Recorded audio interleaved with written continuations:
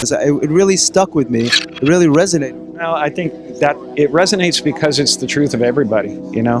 We spend our whole lives trying to invent ourselves and trying to figure out, you know, what this is, you know, and it's just a collection of abstract ideas, you know, from your ethnic background to your nationality to your, you know, whatever, all of that stuff, those are all ideas you've been given. Exactly. You know, and so when you end up at the end of it, you might be successful, but you're unhappy and you don't know why.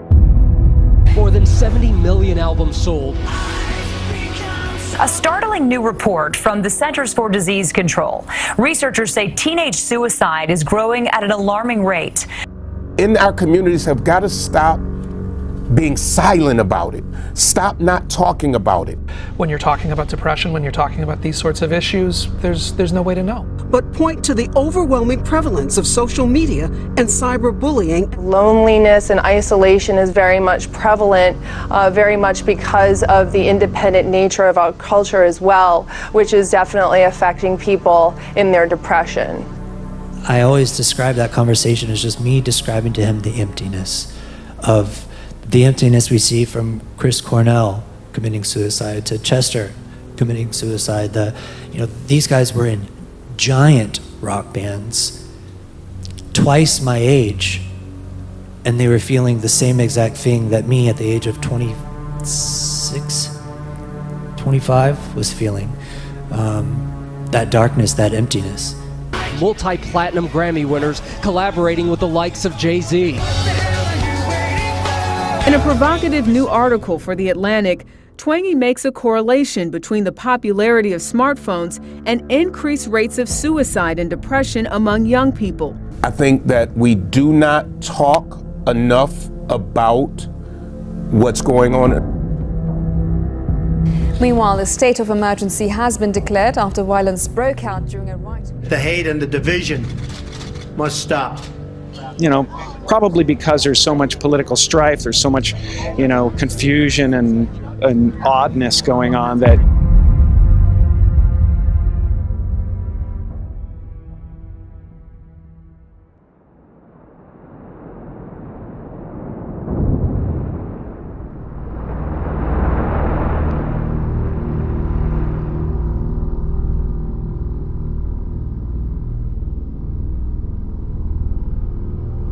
There's been a breakthrough in biomedical science. US scientists have succeeded in altering the genes of a human embryo to correct disease-causing mutations.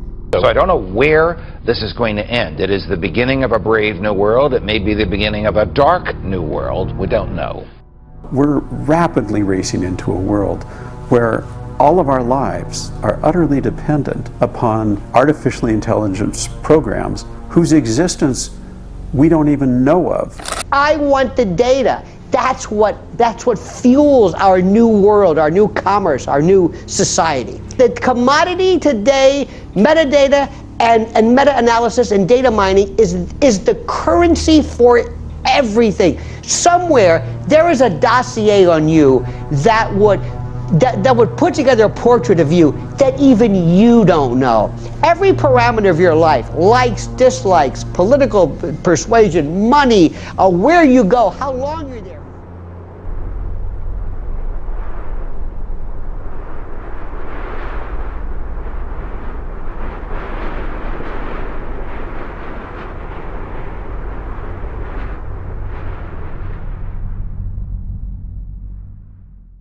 I also think that this attitude of science of we're going to totally control the world and we're going to force nature to do what we want is the problem. And when you start applying that to human beings, and this is where the playing God issue comes in, that this idea of perfecting everything through science.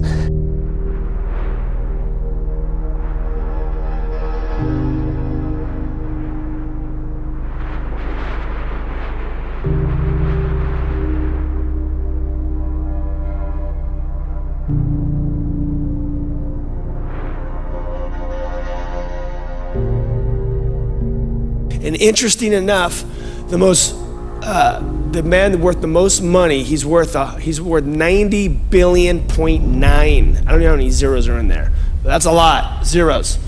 90 billion.9. He's the owner of Google. He's the wealthiest man on the earth, the whole planet. And right now, he just dumped $1 billion alongside with PayPal CEO and founder and Google and a couple other guys. They're dumping billions of dollars into looking to find eternal life. Interesting. These are the billionaires.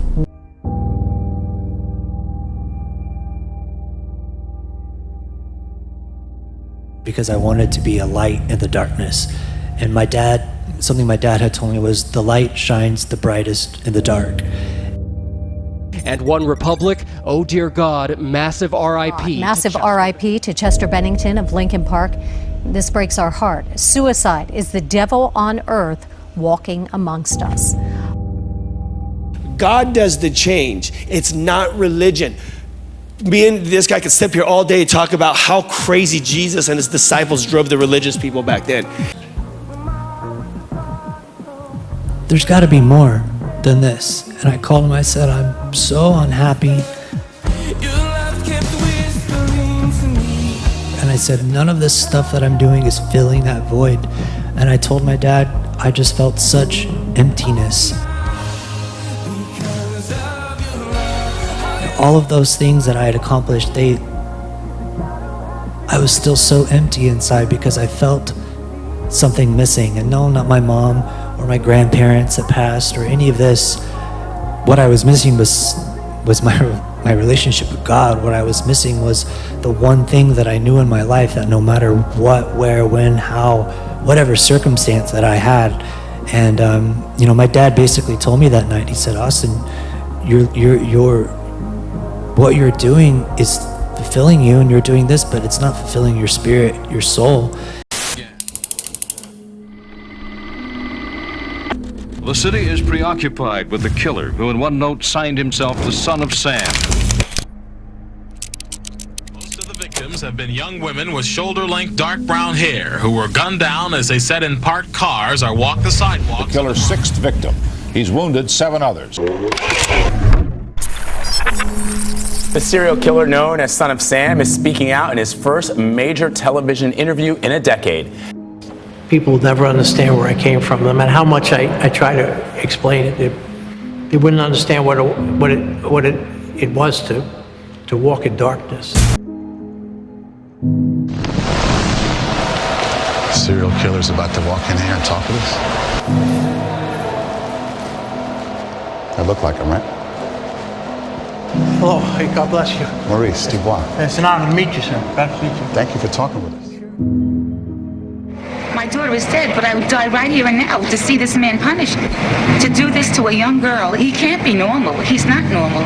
That was just a break from reality, and thought I was doing something to appease the devil. I'm sorry for it, but I really don't want to talk about it anymore. Appease the devil?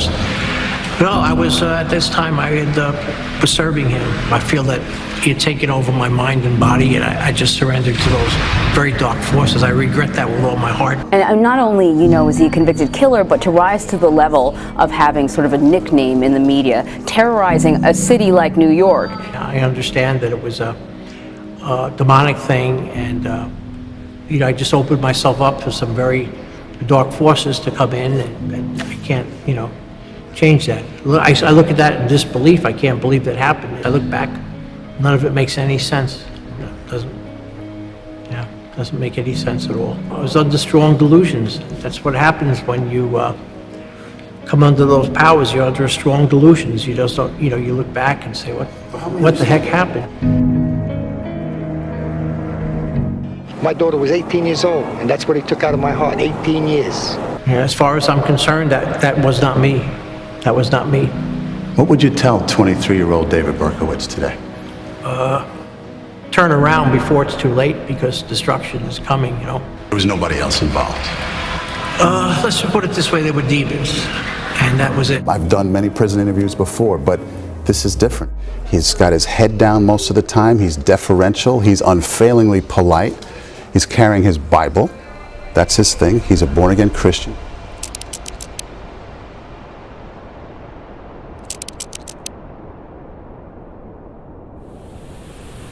The 2030 Agenda, with its 17 interconnected and mutually reinforcing sustainable development goals, provides humanity, all of us, with a universal master plan to transform our world for the better. 2017 Global Citizen Festival on September 23rd in New York Central Park. Now with us, Savannah. First, what does it mean to be a global citizen?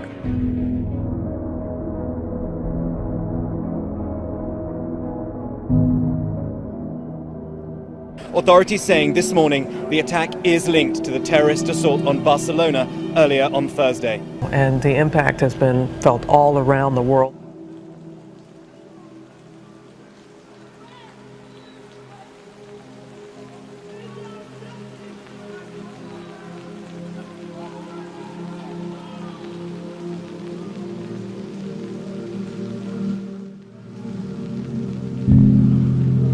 It sets out to build peaceful societies and increase global prosperity, while at the same time protecting our natural environment and averting the worst impacts of climate change.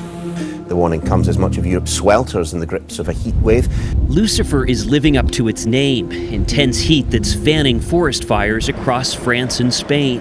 And scientists warn summers will keep getting hotter. Following severe flooding over the past 3 days in Nepal. Shobhalal Mandal says he's never seen such a flood in the 40 years of his life. Is one of the deadliest natural disasters to hit Africa in recent years. Seasonal but unusually heavy rains lash the port city relentlessly. A race against the threat of disease. This is new pain for an already troubled country. Like they were even counting off the things, so they were saying the Civil War, then Ebola, then the flooding last year, and then this crisis this year with the mudslide, and it's just a kind of state of shock, but also disbelief that things keep on happening.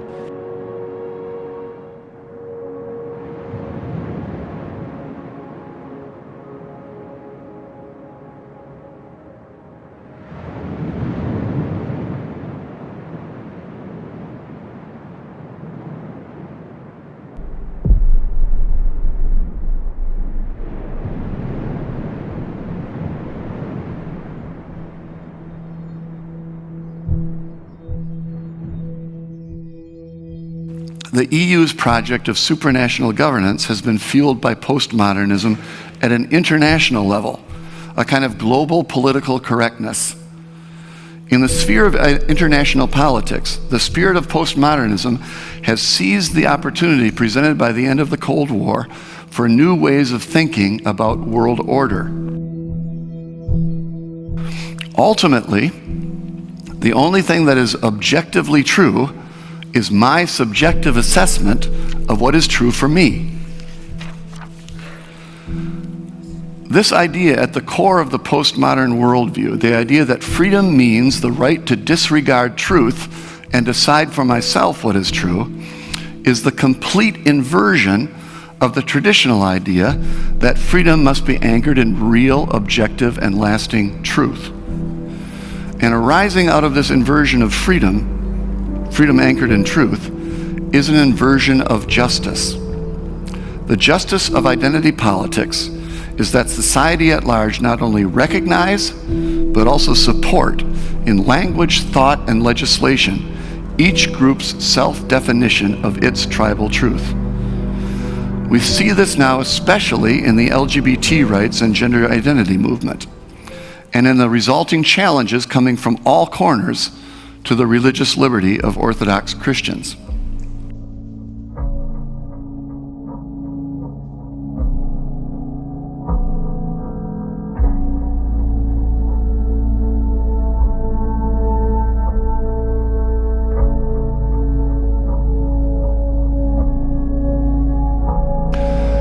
And the US, as I've tried to show, is far from immune from this.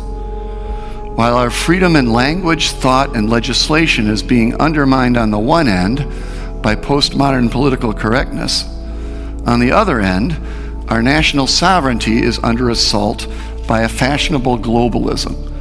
The breakdown of the West's traditional reverence for truth, objective truth, has everything to do with the waning of self-government. Everywhere around us, in both America and Europe, a poorly understood, trickle-down postmodernism is already eroding our freedom and affecting our well-being. Whether we want to be or not, we who believe in self-government, if we really believe in self-government, are engaged in a battle that goes much deeper than mere political differences. Why? The Judeo-Christian view of an unchanging human nature embedded in tradition, religion, community, and family, the worldview that grounds self-government in the West, no longer commands the general allegiance of our Western society. And the partisans of postmodern political correctness are committed to a radically secularist vision of the virtually unlimited malleability of human nature according to each person's choice. This type of subversive relativism, the suspicion that truth is not really truth, but simply the tool of the politically and economically powerful, has seeped into virtually all areas of life. They both political correctness and identity politics, reject the idea that there is any truth claim that can command greater allegiance than the feelings or opinions of any individual or group, especially if that group is deemed to be disadvantaged. Reality itself is nothing more than what each individual or group feels it to be. This question of what human rights are demands resolution. And thus it becomes inevitable that human rights themselves will be redetermined, and that by none other than those who hold political power. After all, in a world without the authority of objective truth, only those who hold political power have authority that is enforceable.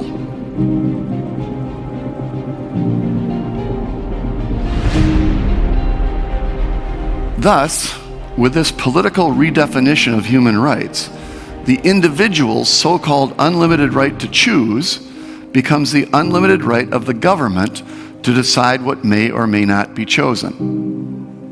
So government, as guarantor of universal human rights, expands inexorably to government as master. And with the global reach of communications, travel, commerce, and ideas, government as master expands geographically also.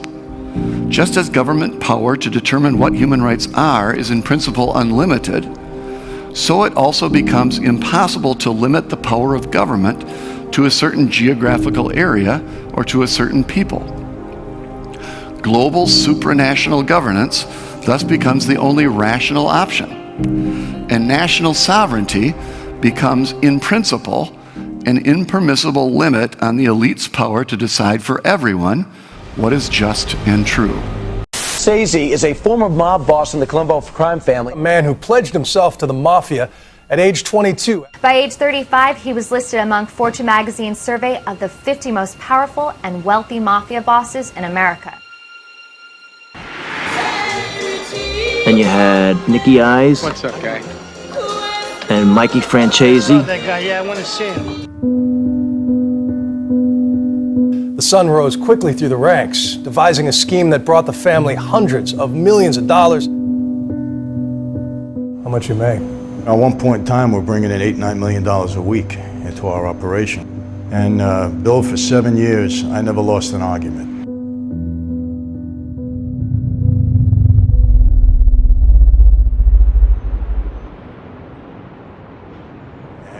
I devote a lot of time to our young people because in America, I don't know how it is here. Actually, I'm meeting with Parliament members tomorrow because they heard me speak here a few weeks ago and they want to know if I can help them with the gang situation and the youth problem that you have in some of your cities. Much of what I do in the United States, we're losing a lot of young people there. And for me, I believe the root problem in that is the breakup of the family. These young people just don't have the proper influence in their life, and it's very difficult in a world where we have so many distractions at our fingertips. I mean, you people have more distractions at your fingertips, more negative influences than I ever had growing up. On a scale of 1 to 10 in terms of the violence, 10 being the worst, where would you put it? 12. It's that bad? It's bad, man. Worse than people realize? It's tough. It's tough. Violence in Chicago, fueled by the city's gun epidemic, continues to surge each year. For the third time this month, a teenager is gunned down on the streets of Baltimore City. It is crazy, man. You can't be out here. It breaks my heart to have to come speak to you tonight about another senseless tragedy. 6 police officers have been shot in a span of less than 2 hours during 3 separate assaults in the U.S. I travel this world quite a bit. I'm in front of thousands of people on a monthly basis, and I'll tell you this, in the last several years, I've never seen the amount of discouragement and despair in the hearts and minds of people as I've witnessed in these last couple of years. We're going through some tough times, not only in America, but all over the world. No doubt about it. It's rare when you can say something is the worst ever.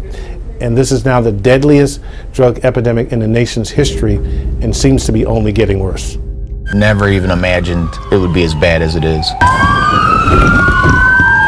Every day, every shift, you're going on an overdose. There's school-aged kids using heroin in Ohio? Yes.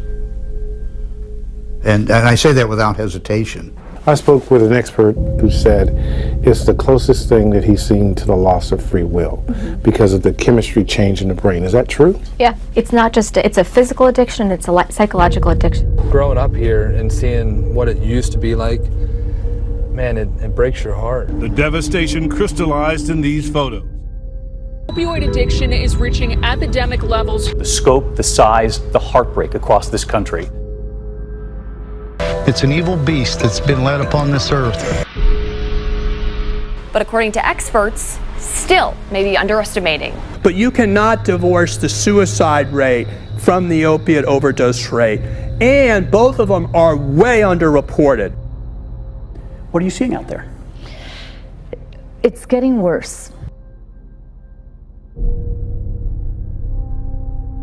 The number of people in our city overdosing from fentanyl has increased by 35 times in the last 3 years. Not 35%, 35 times. Why is that a reality? Why do people feel like they have to have a gun on them? Because people getting killed left and right. It's sad. I got shot twice now. I could have been gone, but I'm still here, so that's God. I know that's with me, so this hell on earth.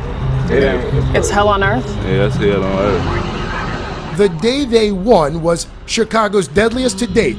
7 killed, including a pregnant woman. For Lou, a stark reminder of how close the danger is at all times.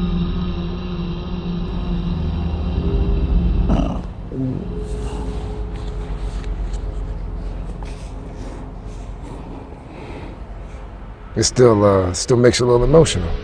Yeah. Why? Wow. A lot of times people don't say I love you till you're dead. I can't hear you then. You know what I mean? So to say that while I'm living and me knowing that you mean it. What's the worst thing you ever saw?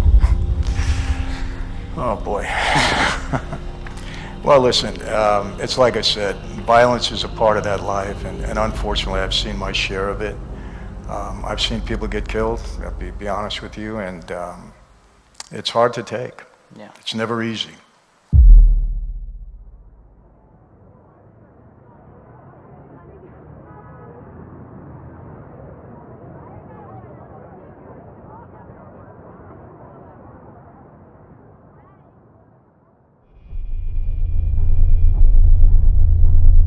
I said this earlier, I'll say it again. It's an evil life, because families are destroyed as a result of it. So it should not be glorified. It has been glorified. I mean, The Godfather did more for the glamour and prestige of my former life than any other movie. And I remember that. I mean, even guys on the street started walking around differently after that movie came out. It created an aura that in many ways exists today. And it shouldn't be. That life should not be glorified. When you spend 20 years on the street and encounter some of the things that I encountered, you just can't go on in life like everything is great.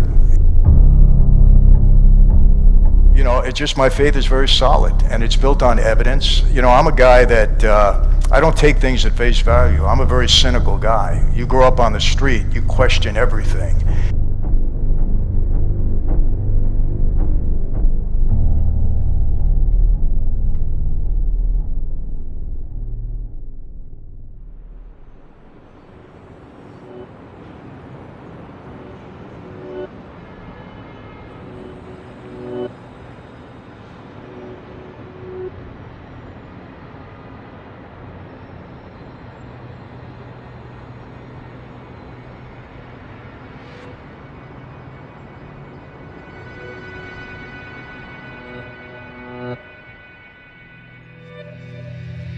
But you have to understand something. When we come into that life and we take that oath, we're told that if we violate the oath, we can pay for it with our lives.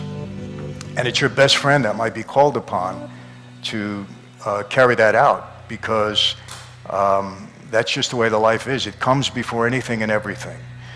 And so when we do that, we figure, hey, you know what? The playing field is level. We have to play by the rules. If we don't, we understand the consequences, and that's just the way it is. And it's not a good mentality, because whenever you justify evil for any reason, it's obviously wrong. An East Tennessee Police Department is taking down a plaque with a Bible verse on it after getting some complaints. Now, that plaque has been in the Knoxville Public Safety Building for 50 years. My wife's faith was very real. When I first met them, I thought it was silly. I wasn't buying into it at all. But really what happened to me, I spent 5 years in prison, came out, and I was violated and went back for 3 years. But Michael Franzese And somehow managed to the night avoid that I both. went back was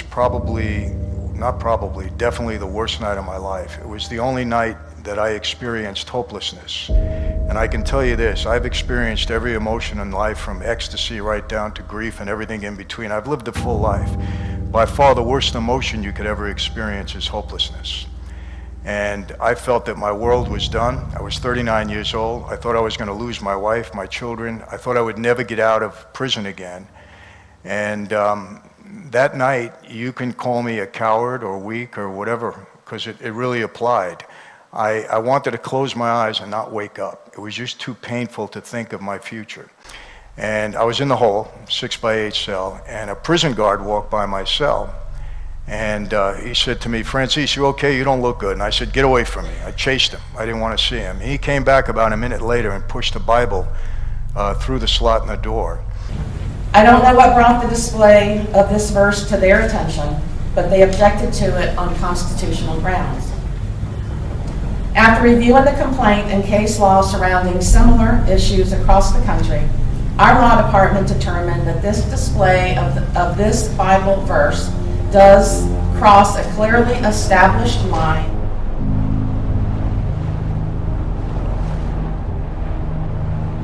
You said you were in the hole for like 3 years, and you had books of different faiths brought to you. What was it about the Bible that made you see that as the truth? I was able to verify a lot of things that I read in the Bible, both historically and then practically in my own life and in the life of others. But I can never disbelieve, because for me the evidence is too strong, and for me everything is about evidence, and to me it's just too powerful. Well, I'm just north of the Sea of Galilee here in northern Israel, and on the scene of this latest archaeological dig. All right, history buffs have something new to puzzle over. Archaeologists have just made some crucial discoveries in the city of David, unearthing new evidence of the Babylonian destruction of Jerusalem.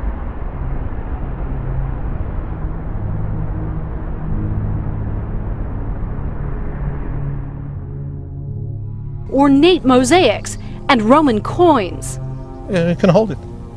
That's incredible. How old is this then? That's almost 2,000 years.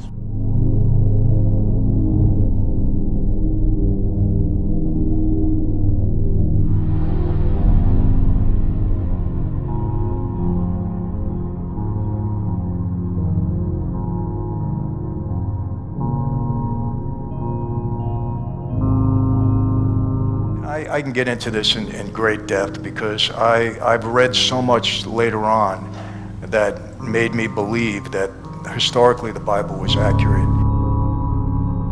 One of the things I tell people about the mafia in general in the United States is that we survived and prospered for well over 100 years, and under some very difficult conditions. But the reason that happened is because we infiltrated every fabric of society, from the White House all the way down to the person on the street in the numbers business. We just had a way about us that we knew how to get around people.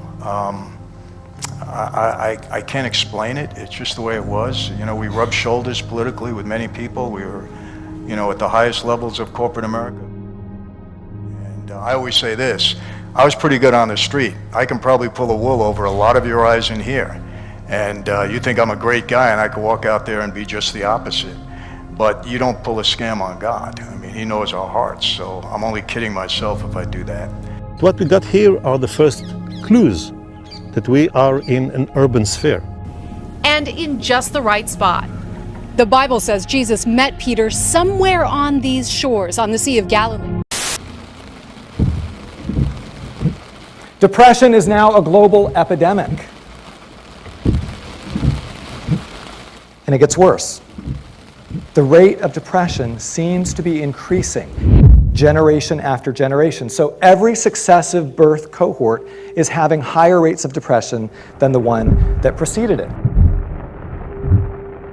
We're seeing some interesting research. Yeah, some really disturbing research. So 2 quick things.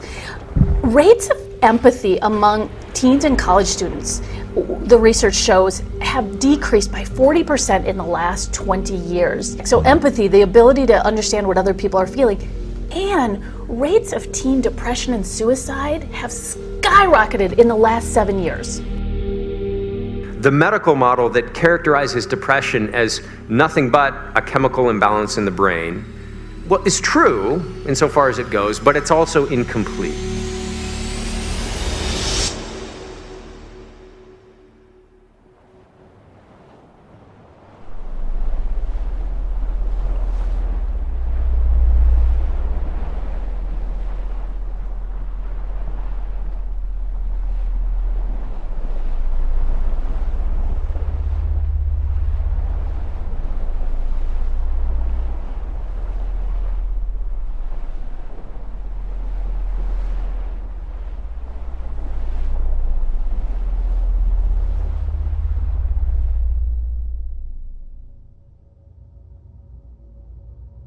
CIA would love it if you two could take him out. Take him out. Take him out? Like for drinks? No. Take him out. Take out? Like to dinner? Take him out to a meal? Take him out. Like on the town? Party? No, take him out. You want us to assassinate the leader of North Korea? Yes. What? It's Seth Rogen here right now.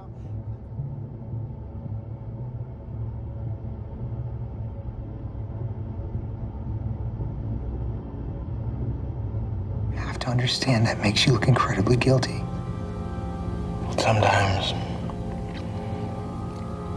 you have to accept looking one way in order to protect something more important.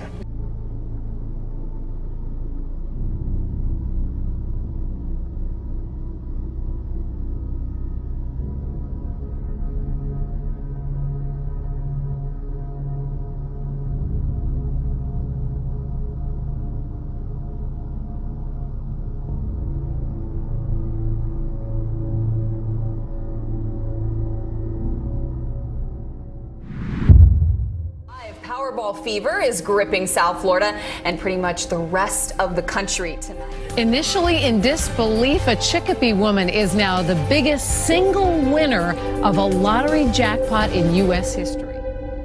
It's interesting because when I've looked at the studies on lottery winners, it's not what you would expect it to be. That basically people think if I win the lottery, I am going to be filled with the joy and happiness. I'm never going to be sad again, but it's not the case.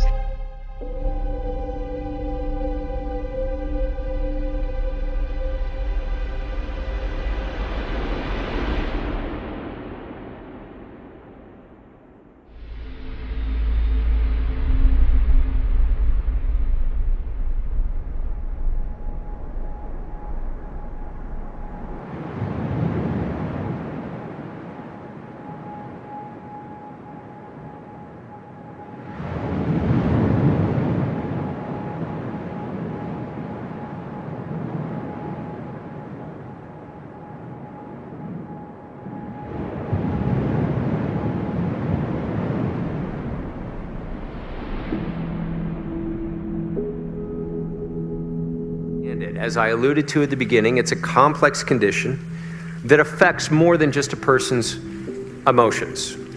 It can impair someone's cognition, their ability to think clearly.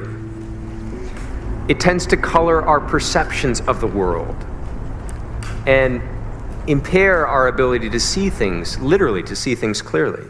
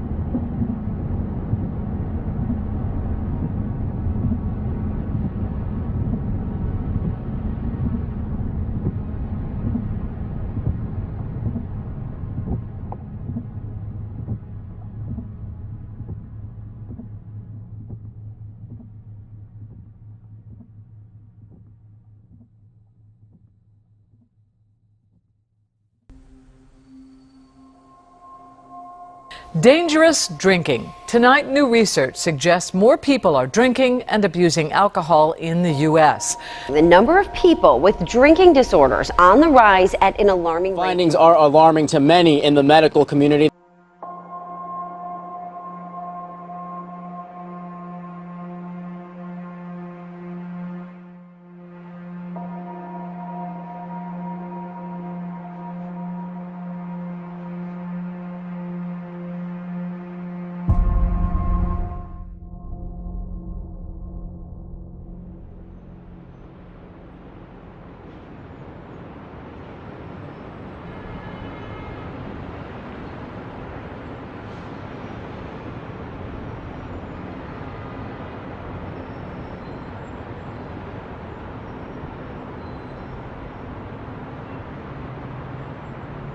The study is calling this a public health crisis that is being overshadowed by the use of other substances like opioids, heroin, and marijuana.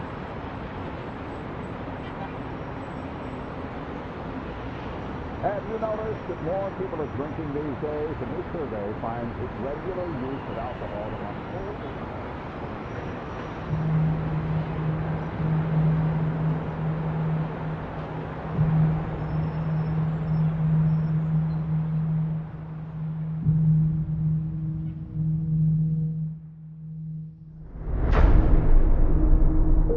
Dana, it's a heartbreaking story. Police now confirming a father of two murdered his 18-year-old daughter and his wife before taking his own life. Police investigating the deaths as a double murder-suicide. People who knew 56-year-old Stephen Dim and his 50-year-old wife Loretta never could have predicted what happened Friday morning.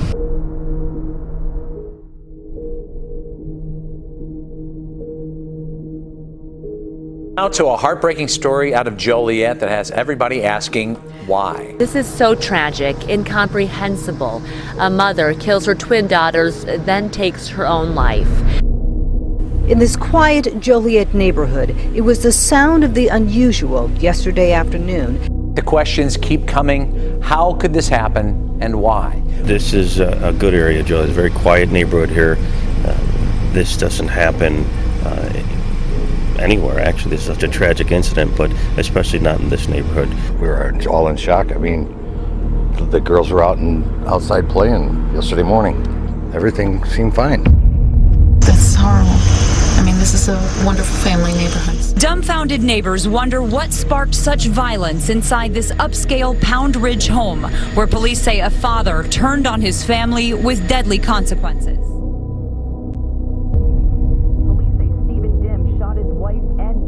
From the front in the torso. Loretta Dim had just gotten home from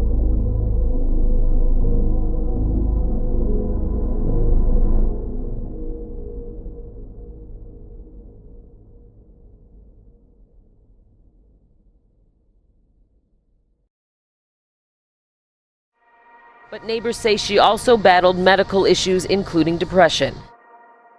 You're trying to get inside the head of an individual that took his own life after taking two family members' life. It's complicated. A psychiatrist named Aaron Beck, who's famous in my field for developing something called cognitive therapy for depression, did a long-term prospective study of 1,400 suicidal patients. And he managed to follow these patients out for the next 10 years. And he was trying to determine which risk factors were most closely linked to suicide. And he looked at all the typical things that psychologists and physicians look at in these sorts of studies.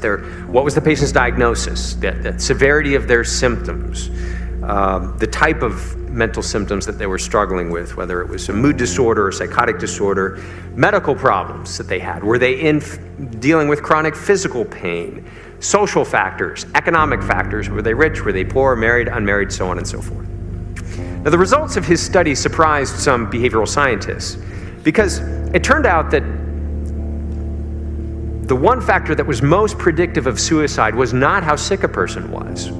It was not how severe their symptoms were. It was not how much money they had. The one factor that was most predictive of suicide was the person's sense of hopelessness. Watch now this morning where new research out of the University of Central Florida shows depression may actually be in your genes. Healing from depression very often involves, first of all, restoring a person's sense of hope. This virtue of hope is so important for healing, and it's one of the things that oftentimes people with depression struggle with tremendously. Back now with Ryan Phillippe. Welcome, man. Thanks. Good to see you again. Good to see you again.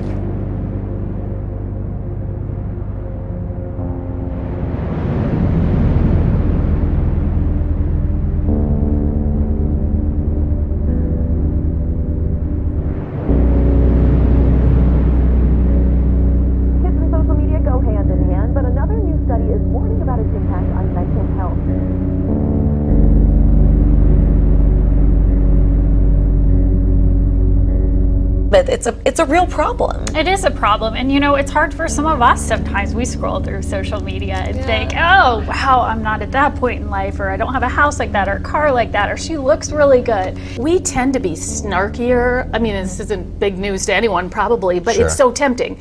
Snarkier, meaner, just more rude when we're feeling protected behind that screen. Week for hometown hero Derek Carr, and this week the Raiders quarterback signed a 5-year deal worth $125 million, making him the highest paid player in the NFL. 5-year, $125 million deal, biggest contract in NFL history.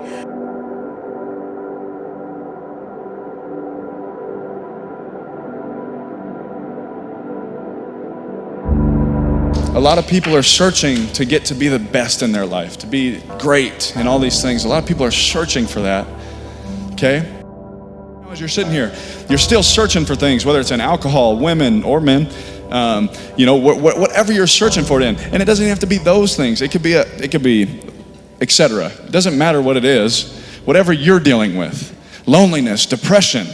It doesn't matter what it is. Some of you experience it right now and you're still searching and filling that void with other things.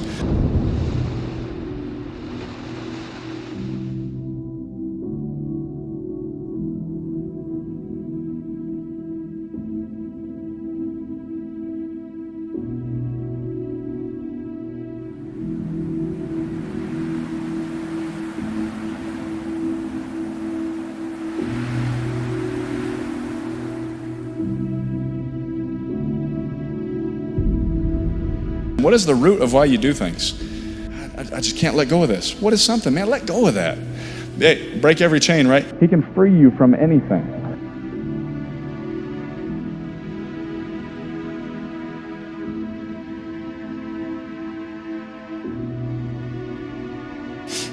All right, there are people all over the world that follow other religions and follow the books that they teach and try to live good moral lives. Because I can give you opinion. I can just come up here and say, you guys should do this because it feels good. Okay? No, I'm going to go to the Word of God and tell you what it says. And while most people would be out celebrating that monstrous deal you just mentioned, nope, not Derek Carr. And I think that's what makes him so special. It's not about you. When I throw a football or a touchdown, guess what? It's not about me. Okay? I've thrown a lot of them. I'm just kidding. Just kidding. Okay? It's not about me. That Florida jersey that you guys are wearing is awesome. Thank you that you want to wear it and you want to represent. Just realize that there's more than that jersey, okay? There's more to that jersey, right? There's more than these fancy lights. There's more than these instruments. There's more to that.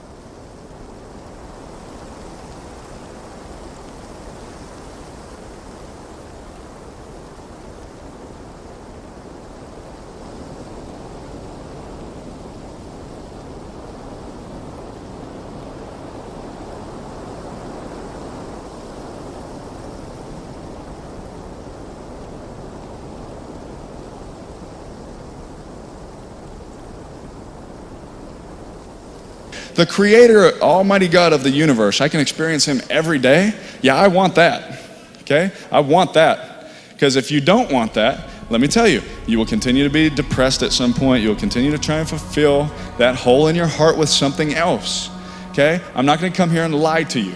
I came to tell you the truth, okay? You will continue to try and fill it with something else. Now, we can have a natural sort of hope when things in our life clearly appear to be going well, you know, and the outlook looks pretty bright. Then as I looked, I saw a door standing open in heaven. And the same voice I had before, that I had heard before, spoke to me with the sound of a mighty trumpet blast. The voice said, "Come up here, and I will show you what must happen after these things."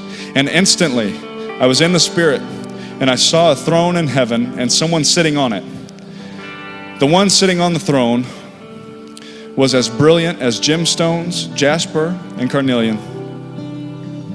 And the glow of an emerald circled the throne like a rainbow. 24 thrones surrounded him. For you created everything, and it is for your pleasure that they exist and were created. That is who we're serving. That is who we're singing about. It's not just a cool song or my cool voice. I can't sing, so it's not my voice, that's for sure. But it's not the voice, it's not the instruments, it's not the lights. That right there is who we're serving. The creator of the whole universe wanted you to know that today. I love you guys. Thanks for having me.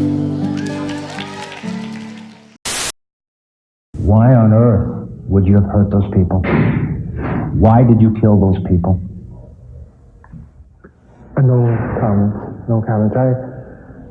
I cannot answer it at this time.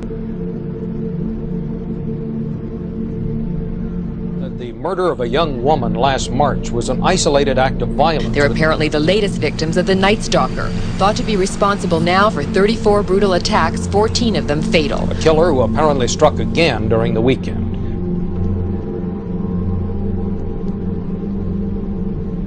His killings were so sadistic and brutal that even experienced detectives were shocked. It was the face of sheer evil. A lot of folks in the state of California viewed the one-time Texas altar boy as evil's human embodiment. Both terrify and fascinate us simply because they defy moral logic. I believe in the evil in human nature. This is a wicked world. And in a wicked world, wicked people are born. I'm not going to blame society, my race, or people, or anything.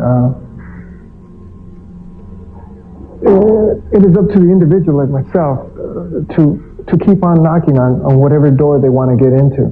Do you admit to being evil, Richard? We are all evil in some form or another, are we not? I'm asking you the questions, my friend. Yes, I am evil. Not 100%, but I am evil. Evil has always existed. The perfect world most people seek shall never come to pass. And it's going to get worse. People in this day and age are brainwashed and programmed like a computer at being nothing more than puppets. This nation, this country is founded in violence. Violent delights tend to have violent ends. Madness is something rare in individuals, but in groups, people, and ages. Reported crimes are a vast underestimate of the actual number of crimes that happen, because most crimes are not reported to the police. Reported crime underestimates true crime rate, and by some estimates, the actual crime rate is about 5 to 10 times higher than the reported crime rate. Serial killers do on a small scale what governments do on a large one. They are a product of the times, and these are bloodthirsty times. So there's been biological theories of violence. For example, people have talked about the imbalance of neurotransmitters or chemicals in our brain. People have talked about genetics, so there is no gene for crime, there is no gene for violence. So some of the indicator risk factors would be certain mental illnesses, which we know have neurochemical or genetic components.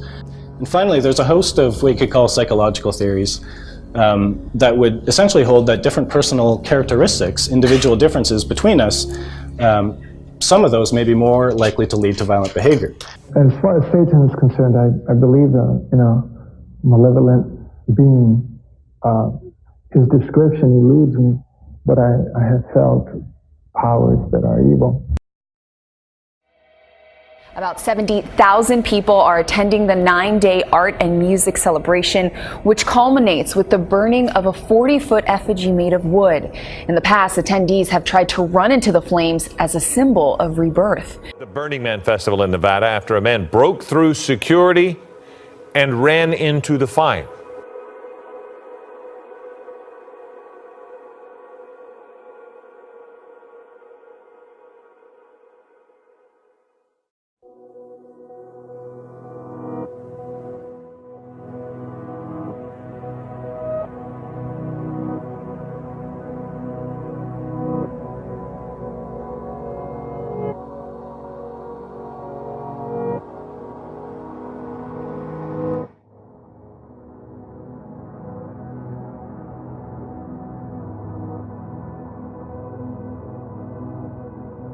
Larry Harvey, a Burning Man co-founder, spoke to Charlie Rose. Do you want to be a proselytizer? Well, we want to. You want to affect the world. You want to what? Change the world? Yes, we do. Yeah. We've just transferred the event. It's been privately held all these years, by myself and my 5 partners. And we just surrendered ownership, and we've given it to a nonprofit that has been created, the Burning Man Project. And its aim is to disseminate our culture at a global scale. So there'll be Burning Mans everywhere. Well, that would just be the beginning. We look at our event as an immersive experience that brings change into people's lives individually, helps them to form relationships socially once they leave. There are communities, Burning Man communities on 5 continents now. The man who ran into the flames at the Burning Man Festival has died. Last night, the man broke through 2 layers of security guards to run into the flames at the ceremony.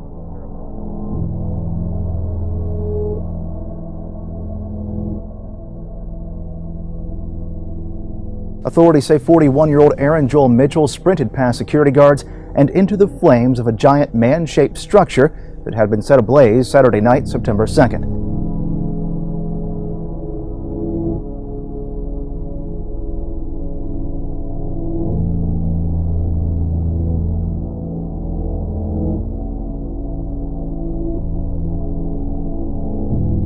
So it's a retreat from the normal world, that's for sure.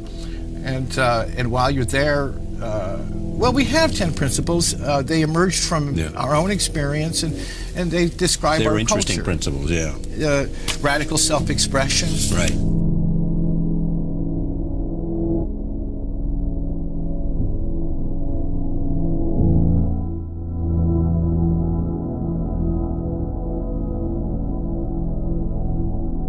Larry Page, CEO of Google, he proposed a tech Burning Man. I remember, yeah. Yes, I bet you do. This was in May 2013, keynote speech. Here's what he said. We don't want our world to change too fast, but maybe we could set apart a piece of the world. I like going to Burning Man, for example, an environment where people can change new things. I think as technologists, we should have some safe places where we can try out new things and figure out the effect on society, with the effect on people without having to deploy it to the whole world.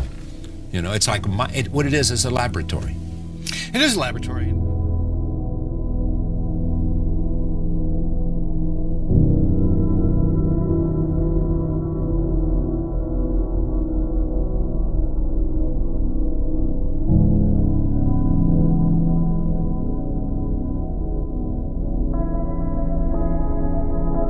Get to a bizarre and deadly mystery in the Bronx. It was all part of the strange scene that police encountered today. What you see there, a naked man ranting and raving on the street. This man, who asked not to be identified, was working the register at his bodega when the naked guy walked in. He says the man was foaming at the mouth when he grabbed and scratched his hand. From his mouth, he gets in the white thing. When you saw him with no clothes. It's scary. The naked guy passed Fatima Reyes' store. She said the stranger was making bizarre sounds like a bird. He was coming down the block. He was naked. He was walking like this. Face to face on the street, Angel Luis Heredia was stunned. Angel says the naked guy would not stop talking about the Bible. He kept on saying heaven on earth, heaven on earth. When police were called to 1191 Anderson Avenue just before 5:30 Tuesday evening, they came across something very unusual. While performing CPR, they found rosary beads stuffed down her throat. Earlier Tuesday, police sources were called to the same area. A naked man was in the street, incoherent, making comments about the devil. Investigators searching the apartment of a 33-year-old woman. Police sources say he appeared to be under the influence of drugs. Taken into custody and brought to the hospital for psychiatric evaluation. Yeah, Heather, this is a big mystery. Why? What caused this guy, Lawrence Baroyak, to snap and turn on his own family members, including two who loved him, and now he's charged with killing them. You know, why he turned on them as he did is unbeknown to us. I'm not sure what the motive was. He just would talk about like he was God, like he believed he was God. As investigators found Baroyak had posted threats on Facebook.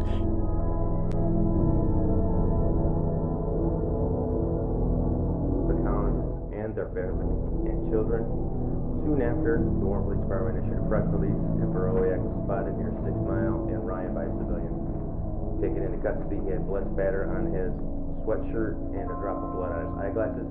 The medical examiner stated the cause of death was blunt force trauma. Mr. Baroyak, you are being arraigned on a felony warrant. You have been charged with the following offenses. Count 1 is homicide, first-degree murder under multiple... Baroyak is charged for the murders of his aunt and uncle, 66-year-old Cynthia Collins and 67-year-old Stephen Collins. Why would you murder people that actually raised you, cared about you, supported you? Gonna make a change forward She can't imagine how anyone could be capable of such a brutal and evil crime. It take an animal to do something like this. Accused of setting the apartment on fire. Leading him to murder his ex-girlfriend, burn her apartment, and kill his own son. Not in a million years I would think this could happen. Good afternoon, sir. You've been charged with 2 counts of murder. 20-year-old Larry Williams told deputies that a demon took over According to his arrest affidavit, Williams stated that the demon that takes him over had stabbed Diamond and burned the apartment.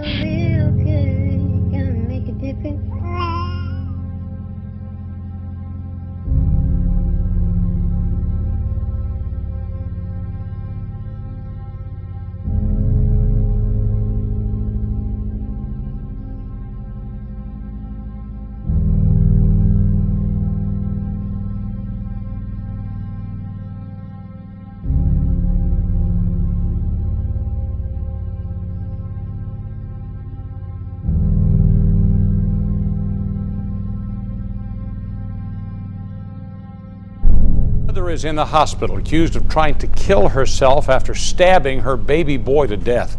It's an horrific crime that has left a neighborhood in southwest Detroit in shock. Of course, police, they see nearly everything, but the captain's saying that this is something that nobody should have to see. Neighbors heard first responders emotionally break down at the scene. This is something unnatural and no one should have to see. Each of these charges allegedly occurred in the city of Warren on or about September the 1st, 2017. The court will now advise you have the right to remain silent. Any mistake can be used against you. You have the right to have an attorney present during all questioning and in all proceedings. If you cannot afford an attorney, you have the right to a court-appointed counsel or public defender. You request a court-appointed lawyer.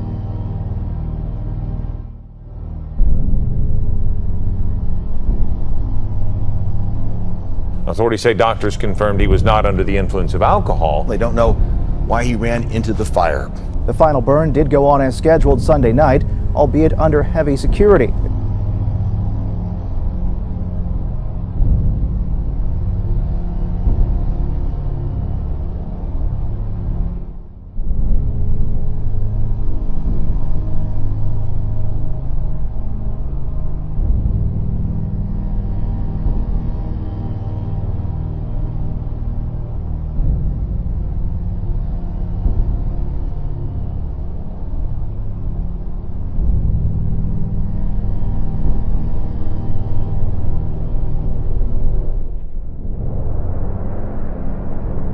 YouTube video from this year's event in the Black Rock Desert, about 100 miles north of Reno.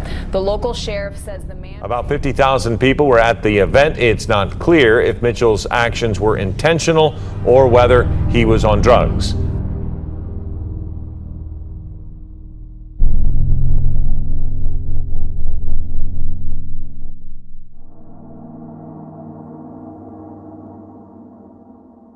The local sheriff says the man ran through a human chain of security officers last night. He was rescued by firefighters and later died at a hospital.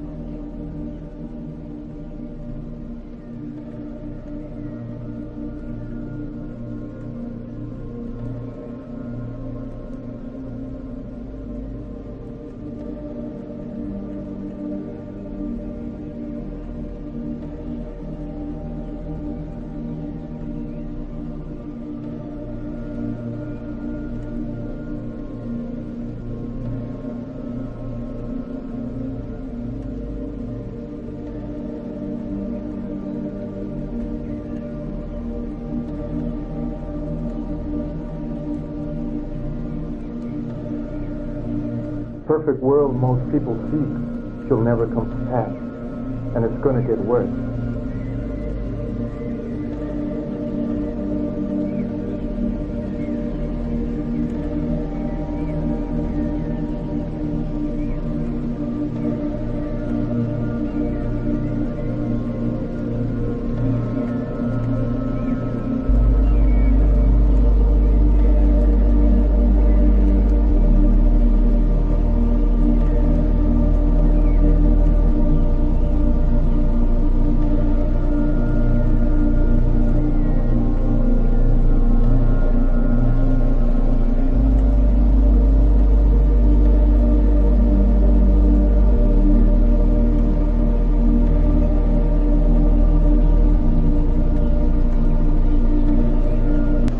The world has been fed many lies about me.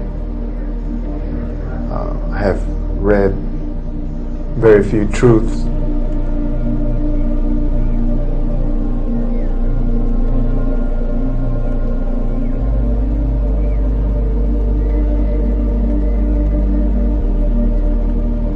Who are you?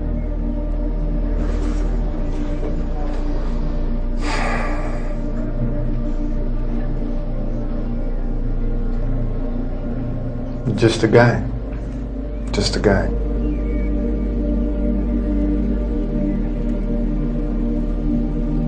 As far as Satan is concerned, I believe in a malevolent being.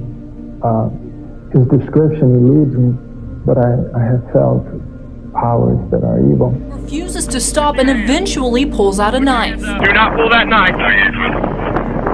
Drop the knife. Do not move closer. Do not move closer.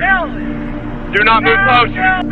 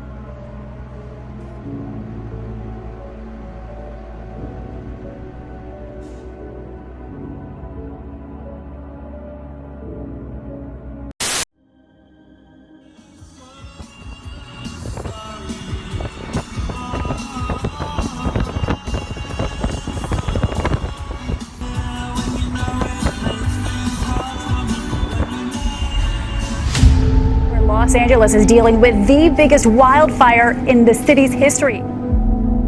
Hundreds of residents are being forced to evacuate their homes.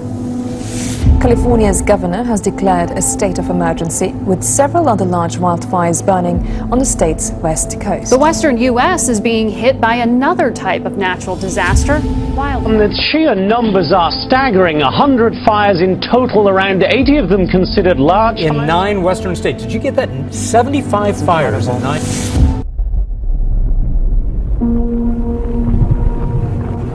The Eagle Creek fire has charred some 30,000 acres in the heart of Oregon's scenic Columbia River Gorge. Jennifer, it's hard to wrap your head around this. Again, really hard to find the words to describe this. We're talking about this luscious, pristine green gorge now turning orange and red, billowing black smoke.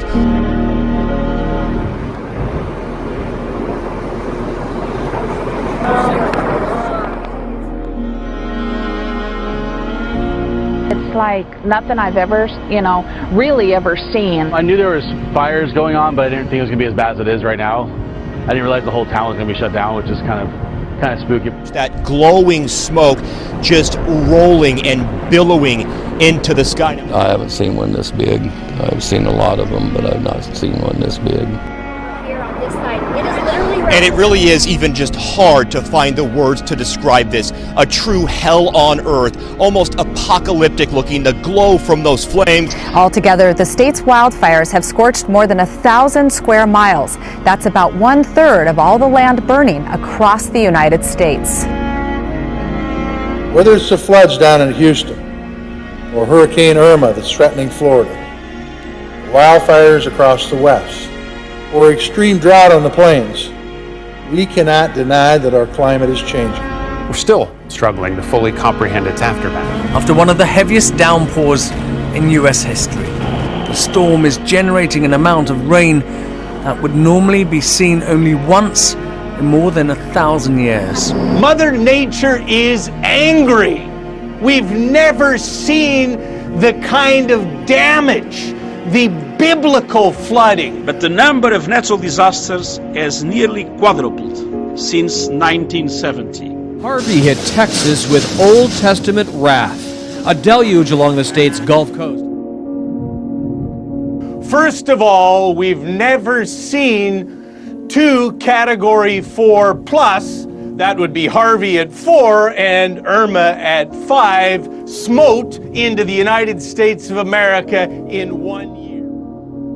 So that's enough energy that it pulled the ocean out from the land. And it was like that for almost half a day. Dogs playing where it's normally feet deep. This is normally entirely underwater. This video from the Bahamas went viral, showing a normally sapphire sea gone, as far as the eye can see. This has been a once-in-a-lifetime tidal event. The force of the approaching hurricane is so strong that despite all this ocean spray, it's actually sucked a lot of the water out of Sarasota This was the Bay. headline in Barbuda's main newspaper today, Destruction Unreal. This was Barbuda before Irma hit, as you can see, just lovely. This is Barbuda today. The Prime Minister of Antigua and Barbuda says that Barbuda is now barely habitable. And last year alone, 24.2 million people were displaced by sudden onset disasters, 3 times as many as by conflict and violence. Hard as it is to believe, another hurricane is heading right toward Barbuda right now. Hurricane Jose. It's another news this morning. Mexico has been dealt with a deadly 1-2 punch, with Hurricane Katia making landfall overnight as a Category 1 storm on the eastern Gulf Coast, 1 day after an 8.1 earthquake struck the country's southern Pacific. Video shows how the earthquake caused violent shaking inside an office building. Mexico's president. I've experienced many earthquakes, but nothing like this. And just as the hurricane season gears up to batter the other side of the country, the strongest earthquake in modern history may just be the beginning of a very difficult end to 2017. Nature is unleashed. She's drawing all her energy, these hurricanes. 37 consecutive hours of 185 miles per hour. We've never seen anything like that. Over the past 10 years, We've seen 100-year storms every few years. We've seen hurricanes repeatedly besiege the Gulf and East Coast. Historic droughts are becoming common, and water shortages are routine. Unprecedented disasters are becoming the new normal. Our first glimpse of the blackened, still smoky crust the fire left on some land here in southern Alberta. The fire started with a lightning strike 2 weeks ago and has since exploded in size. The yellow, otherworldly haze is because of several large wildfires that are burning in southern Canada and the northern Rockies. The skies glow orange at night as the flames burn on. Families wake up to ash on their windshields. Like a sunset almost, evening light in the middle of the day. It was pretty strange. It was kind of a unique surprise when we woke up today and the sky had this amber glow. Just made everything look a little bit surreal. People in Oregon and Washington are reporting ash fall from the forest fires on a scale comparable to that what happened when Mount St. Helens erupted.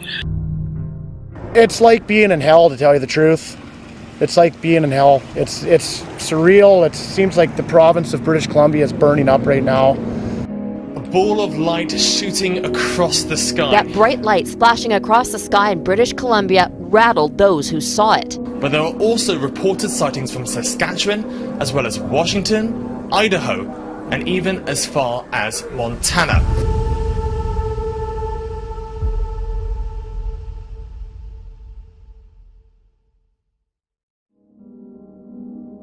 An RCMP reported receiving dozens of calls from concerned individuals. Reports suggest it landed around 200 kilometers west of Calgary.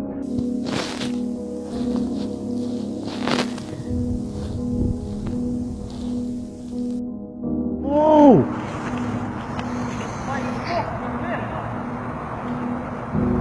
Era para l'inizio,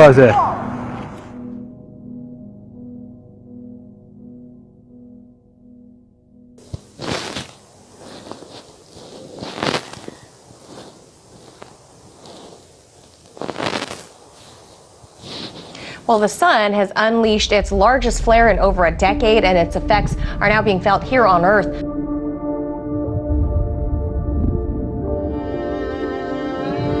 In recent weeks, we have seen the devastating effects of extreme weather on Earth.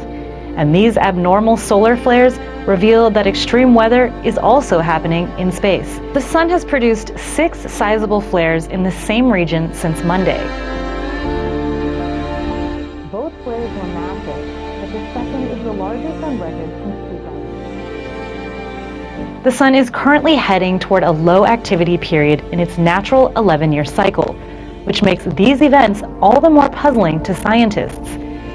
With science forecasting a dramatic rise in both the frequency and severity of disasters, the more wicked these storms around America and planet Earth are going to become. The picture's almost apocalyptic.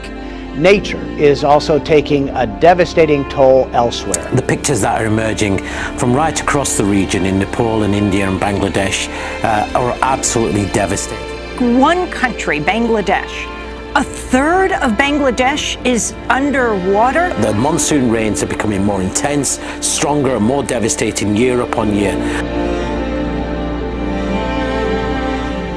And from one weather extreme to another, in California, residents there are feeling the heat. This week alone, thousands of lightning bolts lit up the sky in the southern part of the state, sparking more fires.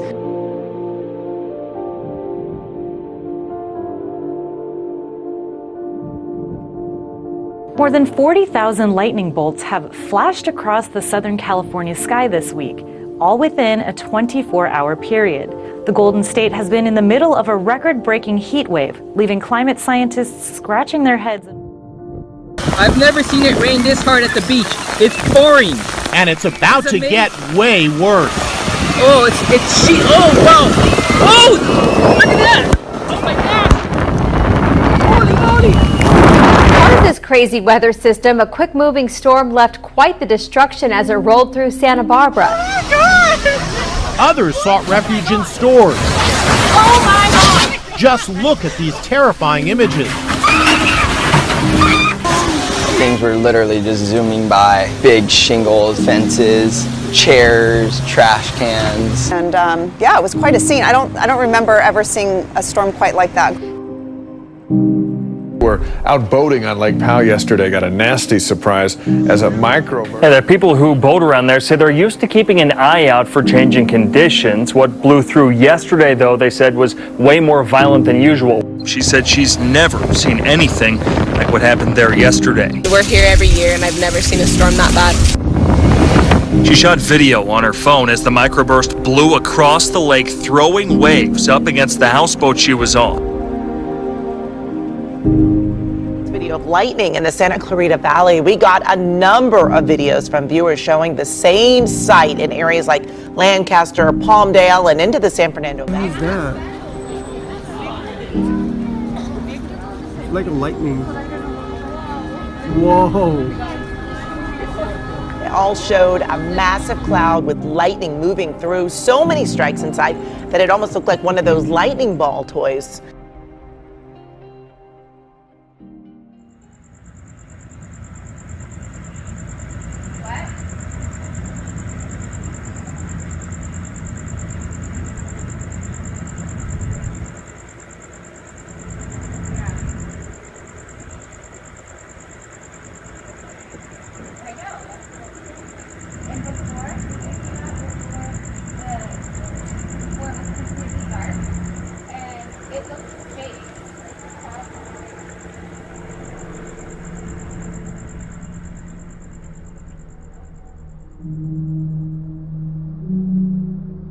As I speak here, there are 1.5 million acres ablaze across Oregon, Washington, California, Idaho, Montana, Colorado, Wyoming, Nevada, and Utah. This year is virtually guaranteed to be the worst fire season in history. In Montana, multiple wildfires scorched. A different natural disaster that's ravaging the great state of Montana. In every corner of our state, Montana has felt the impacts of wildfires. In Montana, we're experiencing a historic drought. A serious drought has swept southern Europe this summer. Some farmers in Italy and Spain are predicting the worst crop yields in 20 years. In the Vatican, for the first time ever, they've already shut down the fountains in solidarity. Including those in St. Peter's Square because of Italy's drought.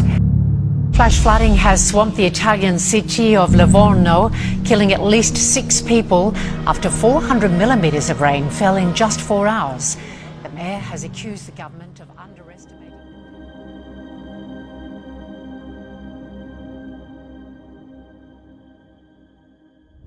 An out-of-control bushfire has forced the evacuation of staff from the Navy base at Jervis Bay. As we go to air tonight, there are more than 120 fires burning, including one on the south coast at emergency level. Temperature has dramatically plunged, but tonight fires are still burning. And now there's a new problem. Wild westerlies have grounded up to 100 flights at Sydney Airport. The danger, of course, is the fact that all of this is happening and it's only mid-September.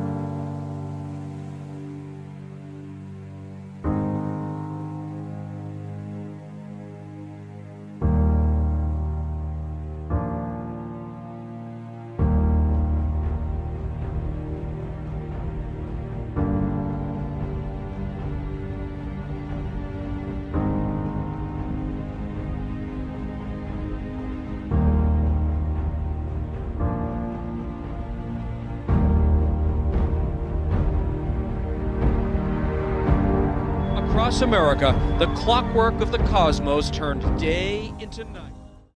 Today we talked with a former Sun Devil quarterback. He's heard it all. Coming up tonight at 6 o'clock, how he says fans can help and sometimes hurt a program.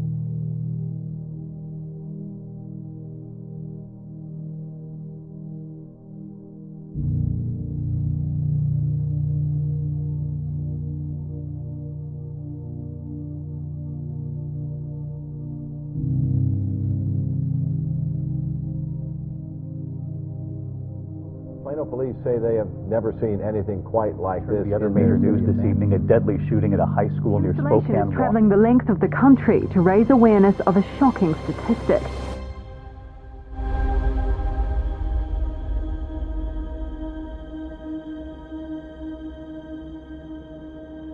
Hundreds of shoes to represent the hundreds of Kiwis who took their own lives in the past year. New Zealand has the highest youth suicide rate in the developed world.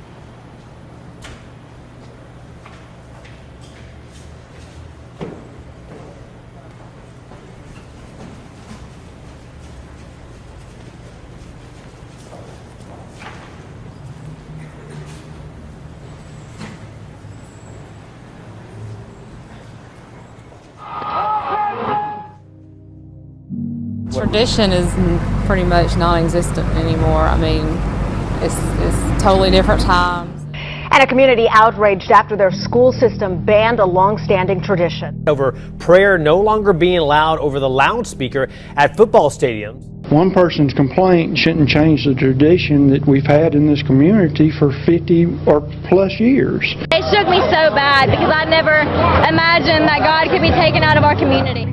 Over the loudspeaker and was offended.